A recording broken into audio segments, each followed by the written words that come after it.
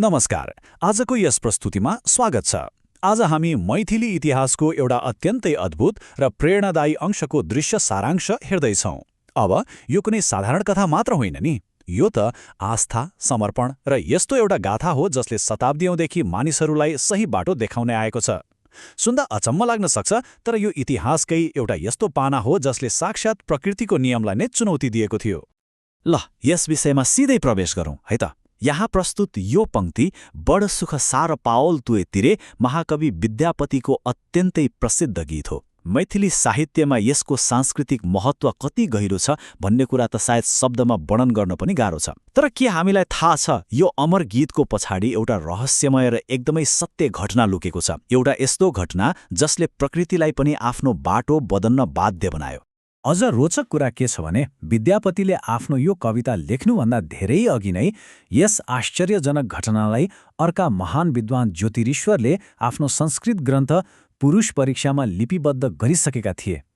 यो कुनै सुने सुनाएको लोककथा मात्र होइन, यो त तत्कालीन समयको एउटा प्रख्यात र ऐतिहासिक घटना थियो भन्ने कुरा यो प्रमाणिक पाठले नै प्रष्ट पार्छ। खण्ड 1 निष्कलङ्क दरबारी। अब हाम्रो मुख्य पात्रलाई भेटौँ, बोधी कायस्थ।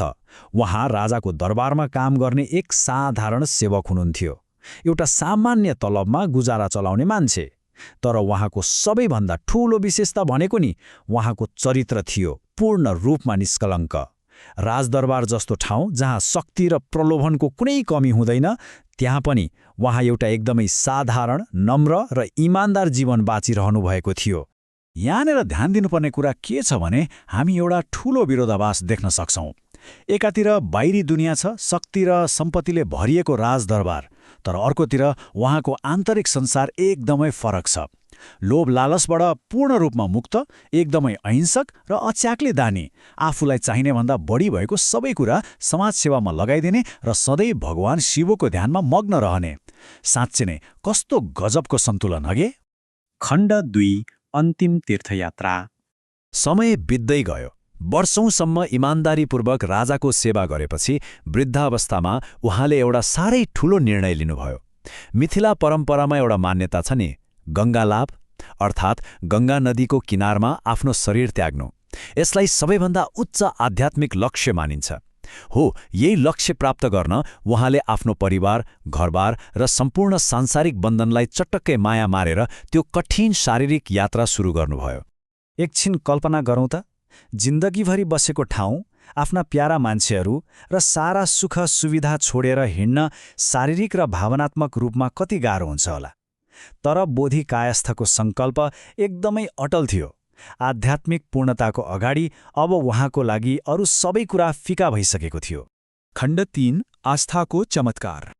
यात्रा गर्दै जाँदा एउटा यस्तो बिन्दु आयो जहाँ शरीरले पूर्ण रूपमा साथ छोड्यो। उहाँ गङ्गा नदीको किनार नजिकै त पुग्नुभयो, तर अझै आधा कोस दूरी बाँकी नै थियो। अब उहाँ एक कदम पनि अगाडि बढ्न नसक्ने अवस्थामा पुग्नुभयो। सोच्नुस् त, जीवनभरिको एउटै मात्र ठूलो लक्ष्य, अनि त्यो लक्ष्य केवल आधा कोसको दूरीमा हुँदा शरीरले हार मान्नु, यो साँच्चै नै एउटा हृदय विदारक क्षण थियो। तर के उहाँले हार मान्नुभयो त? पटक्कै मान्नु भएन। अगाडि बढ्न नसके पनि उहाँले त्यहीँबाट पूर्ण आत्मसमर्पणका साथ गङ्गा मातालाई पुकार्न थाल्नुभयो।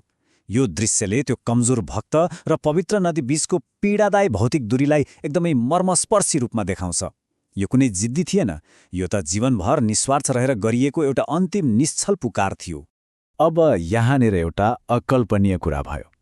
यो अमूर्त चित्रले त्यही असम्भव घटनालाई दर्शाउँछ जहाँ प्रकृतिका सीमाहरू नै फत्किए।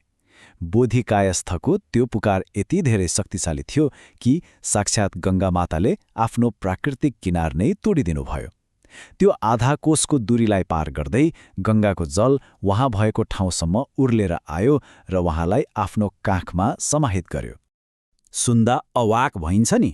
प्रकृतिको कठोर नियम पनि एउटा भक्तको निष्ठाको अगाडि झुक्न पुग्यो। यो लोककलाले त्यही चमत्कारिक मिलनलाई कति सुन्दर तरिकाले प्रस्तुत गरेको छ। बिना कुनै थप तपस्या, बिना कुनै प्रतीक्षा, जीवनभरको त्यो शुद्ध आचरण र अटल श्रद्धाको फलस्वरूप उहाँले सोझै स्वर्ग प्राप्त गर्नुभयो। साँचो भक्तिको शक्तिले ब्रह्माण्डको नियमलाई पनि कसरी बदल्न सक्छ भन्ने यो एउटा ज्वलन्त उदाहरण हो। खण्ड 4 एक अमर साहित्यिक सम्पदा। त्यसैले यो सम्पूर्ण ऐतिहासिक ग्रन्थले दिन खोजेको मुख्य दर्शन यहाँ एकदमै प्रष्ट छ। बाहिरी कर्मकाण्डहरू मात्र कहिल्यै पर्याप्त हुँदैनन्, किनभने शरीर कमजोर हुँदा ती कुराहरू छुट्न सक्छन्, रोकिन सक्छन्।